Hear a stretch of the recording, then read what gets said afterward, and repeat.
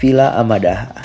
Villa Amadaha atau dapat juga disebut sebagai Villa Amalina merupakan suatu kompleks luas yang menawarkan tempat penginapan dengan nuansa budaya Indonesia yang terletak di Sentul, Bogor.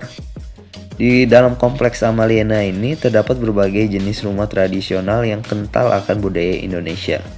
Perancang dari Villa Amalina ini adalah Insinyur Heru Wicaksono. Ia memiliki visi untuk menghilangkan batasan antara alam dan bangunan yang ia rancang dengan memperhatikan aspek lingkungan dan juga desain berkelanjutan dari bangunan-bangunan yang ada di sini. Dari segi edukasi, ia juga menawarkan informasi tentang berbagai jenis etnis budaya Indonesia melalui rancangan arsitektur dan desain interiornya. Seperti Rumah Kudus budaya Jawa, Rumah Bambu budaya Sunda, Rumah Bali, dan juga Rumah Banjar. Rumah Kudus budaya Jawa merupakan salah satu pelestarian arsitektur rumah tradisional Indonesia di Villa Amalina. Jika dilihat dari segi eksterior, bangunan ini memiliki desain rumah joglo pada umumnya yang disertai oleh ukiran motif floral dengan perpaduan pilar-pilar desain zaman kolonial.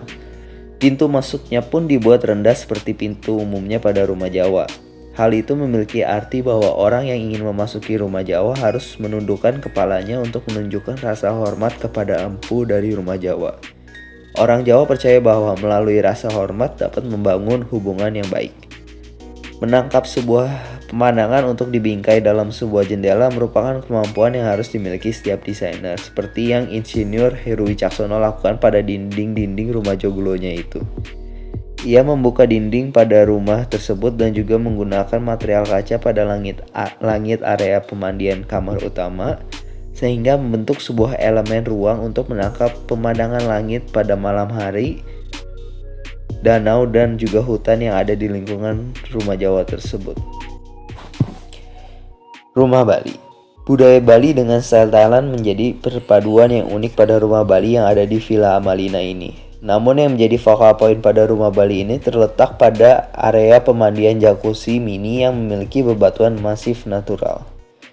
Bebatuan masif ini sudah ada sejak sebelum rumah Bali ini dibangun. Insinyur Heru Wicaksono memutuskan untuk membiarkan batuan itu apa adanya dari alam yang dijadikan sebagai elemen natural pada rumah ini, memadukan alam ke dalam bangunan. Hal lain yang menarik perhatian kami ada pada rumah ini adalah langit-langit pada area jacuzzi yang terbuat dari kaca berbentuk 5 segi 4.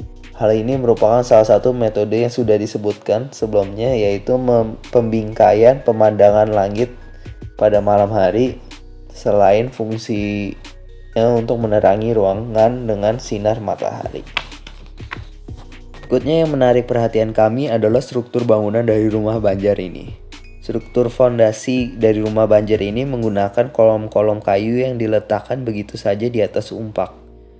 Struktur rumah ini tidak menggunakan semen ataupun beton dan hanya memanfaatkan kuncian dan penggabungan antar material sehingga tidak permanen.